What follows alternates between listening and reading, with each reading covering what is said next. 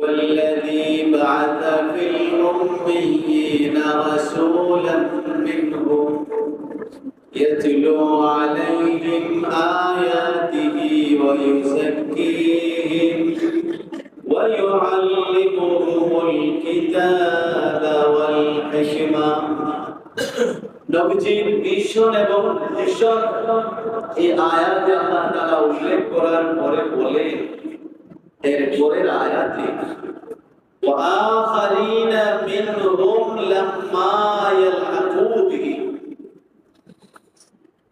মুহাম্মদুর রাসূলুল্লাহকে আমি আরবের মক্কা নগরীর উম্মি জাতির মধ্যে প্রেরণ করেছি, তবে তার এই রিসালাত, তার নবুয়ত শুধুমাত্র আরবের এই নির্দিষ্ট ভূখণ্ডের মধ্যেই সীমিত নয়।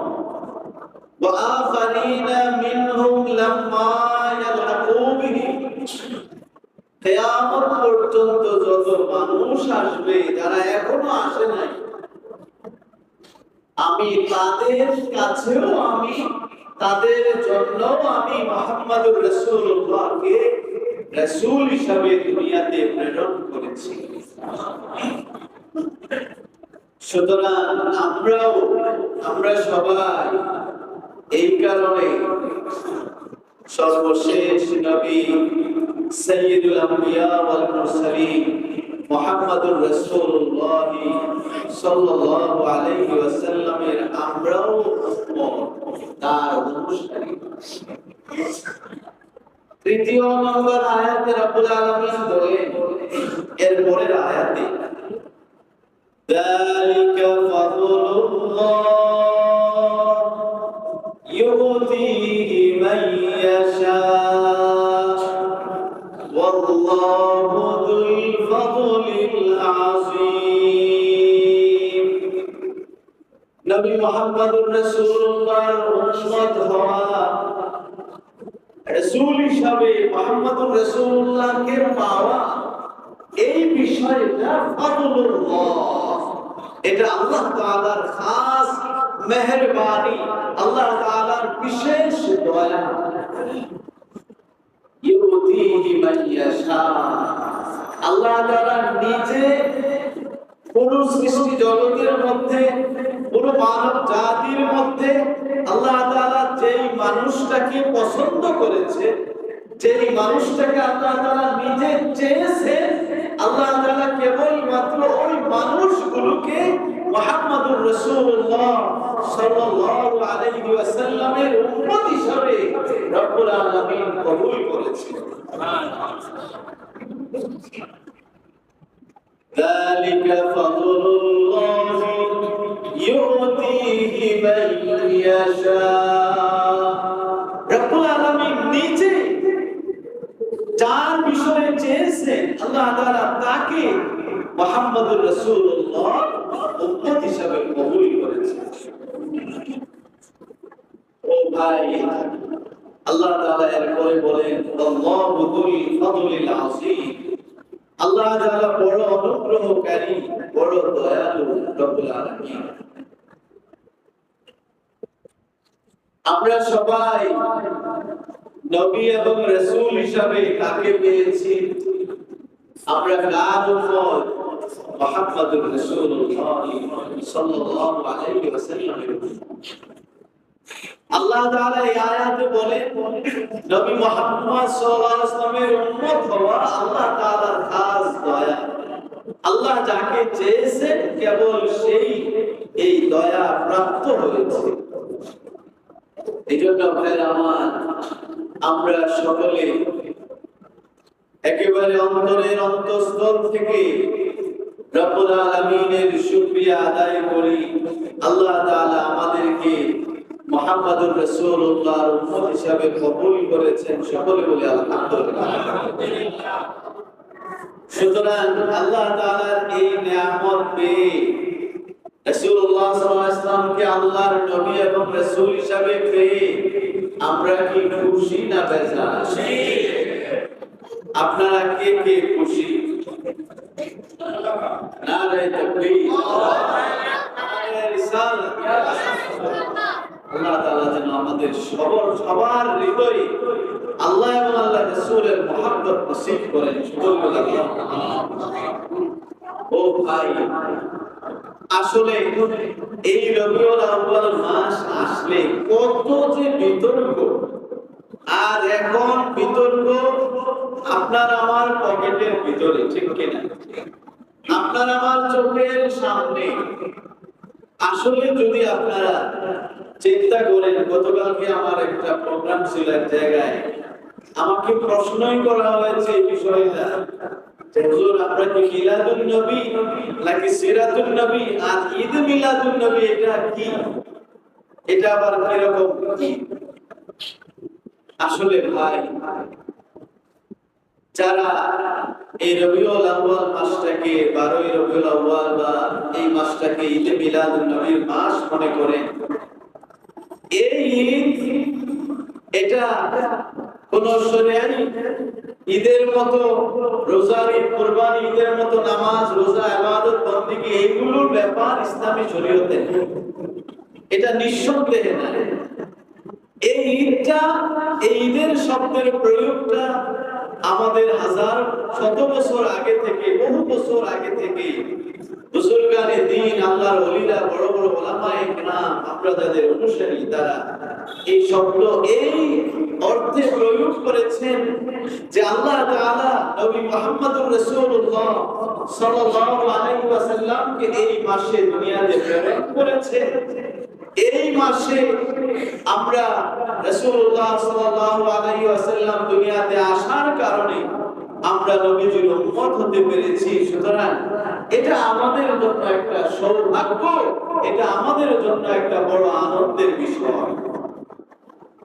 কারণ কোরআনে রব্বুল আলামিন বলেছেন, দালিকা ফাদলুল্লাহ, রাসূলুল্লাহ সাল্লাল্লাহু আলাইহি ওয়াসাল্লামের উম্মত হওয়া এটা আল্লাহ তাআলার খাস দয়া।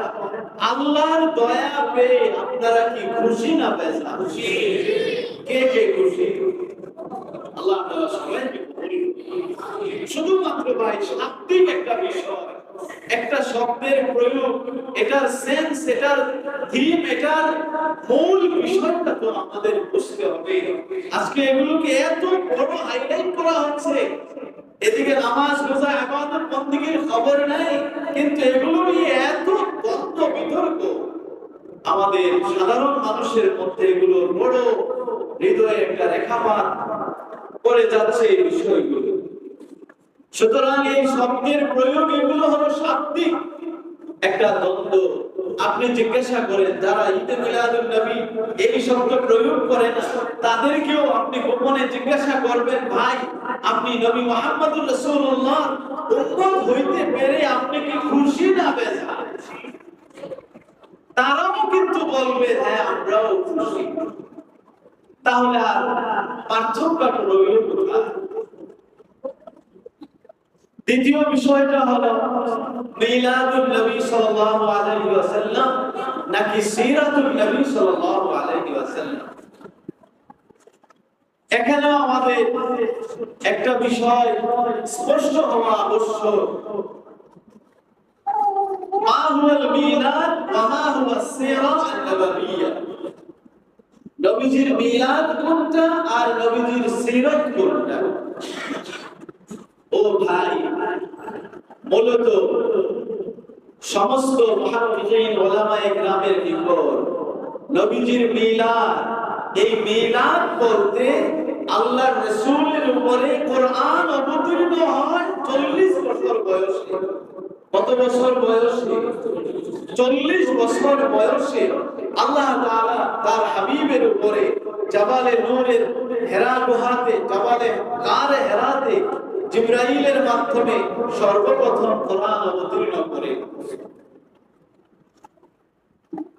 অনেকে আমরা বলে থাকি রাসূলুল্লাহ সাল্লাল্লাহু আলাইহি ওয়াসাল্লাম নবুয়ত পেয়েছেন 40 বছর বয়সে হেরা পর্বতে। বিষয়টা এভাবে কখনোই সঠিক নয়। নবীজির উপরে কোরআন অবতীর্ণ হওয়া শুরু হয়েছে কত বছর বয়সে? 40 বছর বয়সে। এবং রাসূলুল্লাহ সাল্লাল্লাহু আলাইহি ওয়াসাল্লামকে সেই দিন থেকে আল্লাহর পক্ষ থেকে আদেশ করা হয়েছিল, নবীজি আদিষ্ট হয়েছিলেন তাকে যে রিসালাতের দায়িত্ব এতদিন দেওয়া ছিল, সৃষ্টির আগে থেকে তিনি যে রাসূল ছিলেন, সেই রিসালাতের দাওয়াত প্রচার মানুষের মধ্যে করার আদিষ্ট তিনি হয়েছিলেন এই গারে হেরা থেকে। ও ভাই, তাহলে রাসূলুল্লাহ সাল্লাল্লাহু আলাইহি ওয়াসাল্লাম 40 বছর বয়সে কোরআন প্রাপ্ত হওয়ার আগের জীবনীটা,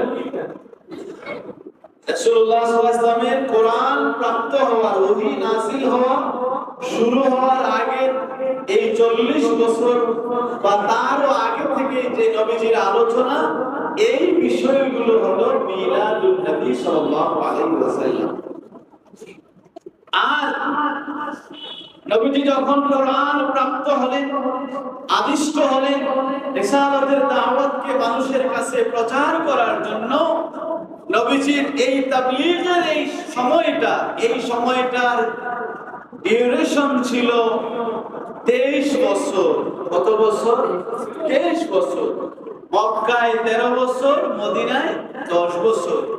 এই 13 বছরের জীবনীটাকে ঐতিহাসিকগণ, উলামায়ে কেরাম সিরাতুন নবী হিসাবে আখ্যায়িত করেছেন। এবার আপনাদের কাছে আমার প্রশ্ন, ও ভাই, সিরাতুন নবী সাল্লাল্লাহু আলাইহি ওয়াসাল্লাম এই বিষয়টা, এটা কার সিরাত? নবী মুহাম্মদুর রাসূলুল্লাহ সাল্লাল্লাহু আলাইহি ওয়াসাল্লাম। আবার 40 বছর আগে নবুয়তের আগের জীবনীটা, এই জীবনটাও কার জীবনী? মুহাম্মদুর রাসূলুল্লাহ সাল্লাল্লাহু আলাইহি ওয়াসাল্লামের জীবনী। সুতরাং এটা নিশ্চিত রাসূলুল্লাহ সাল্লাল্লাহু আলাইহি ওয়াসাল্লামের উপরে কোরআন অবতীর্ণ হওয়ার আগের যে ডিসকাশনগুলো কোরআন এবং হাদিসে এবং পূর্ববর্তী আসমানি কিতাবে যা এসেছে, এই সেন্সে নবীজির উপরে কোরআন নাযিল হওয়ার আগের যত নবীজির সম্পর্কে যত আলোচনা, যত কিছু আল্লাহ তাআলা যা কিছু বর্ণনা দিয়েছেন, এই সবগুলো হলো মিলাদুন নবী সাল্লাল্লাহু আলাইহি ওয়াসাল্লামের অন্তর্ভুক্ত। আল্লাহ তাআলা পবিত্র কোরআনে সূরা বাকারাতে আল্লাহ তাআলা ইরশাদ করেন, অনেক বড় ঘটনা, وَإِذْ يَرْفَعُ إِبْرَاهِيمُ الْقَوَاعِدَ مِنَ الْبَيْتِ وَإِسْمَاعِيلُ। রাসূলুল্লাহ সাল্লাল্লাহু আলাইহি ওয়াসাল্লামের আগমনের প্রায় ৩৫০০ বছর আগের কথা। হযরতে মিল্লাতু আবিনা ইব্রাহিম আলাইহিস সালাম আল্লাহর নির্দেশে তার ছেলে ইসমাঈল সহ আল্লাহর ঘরকে পুনর্নির্মাণ করলেন। নির্মাণ কাজ শেষ হয়ে গেল। ইব্রাহিম নবী আল্লাহর কাছে বললেন, রব্বুল আলামিন, তোমার এই ঘর আমি বানালাম মরুভূমির একেবারে গহীন মরুভূমিতে, কোনো মানুষের আনাগোনা নাই। তোমার এই ঘরে কে নামাজ পড়বে? কি হবে এই ঘর দ্বারা? আল্লাহ তাআলা ইব্রাহিম নবীকে বললেন, ইব্রাহিম, তুমি হজের আযান দাও, ওয়া'আদ্দিন ফিন নাসি বিল হজ্জি ইয়াতুকা রিজাল। এরপর আল্লাহ তাআলা ইব্রাহিম নবীকে আদেশ করলেন, ইব্রাহিম, তোমরা বাপ বেটা মিলে ঘর বানিয়েছো, সাথে সাথে ওয়াতাহহিরা বাইতিয়া, তোমরা আমার এই ঘরকে পরিষ্কার পরিচ্ছন্ন রাখবে, পবিত্র রাখবে, নামাজ আদায়কারীদের জন্য, রুকুকারীদের জন্য, তাওয়াফকারীদের জন্য।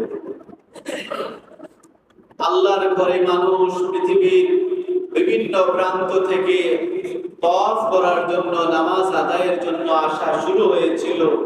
সেই সময় থেকে এই কাজ যখন শেষ, ইব্রাহিম নবী আল্লাহর ঘরের চত্বরে দাঁড়িয়ে রব্বুল আলামিনের কাছে দোয়া করেছিলেন। সেই দোয়াটা আল্লাহ তাআলা পবিত্র কোরআনে নারেট করেছেন। রব্বুল আলামিন বলেন ইব্রাহিম নবী আল্লাহর কাছে দোয়া করে বলেছিলেন রব্বানা ওয়াবআথ ফীহিম রাসূলাম মিনহুম ইয়াতলু আলাইহিম আয়াতিহি ওয়া ইউযাক্কিহিম ওয়া ইউআল্লিমুহুমুল কিতাবা ওয়াল হিকমা। রব্বুল আলামিন আমি আর আমার ছেলে মিলে তোমার ঘর বানাইলাম, এবার এই বংশে আমার এই ছেলে ইসমাইলের বংশে তুমি একজন রাসূল প্রেরণ করো, যে রাসূল তার উম্মতদেরকে কোরআন শিক্ষা দিবে, তাদের পরিশুদ্ধ করবে, তাদেরকে সুন্নাহ শিক্ষা দিবে। এভাবে এরকম একজন রাসূল তুমি প্রেরণ করো। আমার ইব্রাহিম নবীর দোয়াকে আল্লাহ তাআলা কবুল করেছেন এবং ইসমাইলের বংশে আল্লাহ তাআলা প্রায় ৩৫০০ বছর পরে ইসমাইল আলাইহিস সালামের বংশে আল্লাহ তাআলা সর্বশেষ নবী মুহাম্মদুর রাসূলুল্লাহ সাল্লাল্লাহু আলাইহি ওয়াসাল্লামকে প্রেরণ করেন। এই কারণে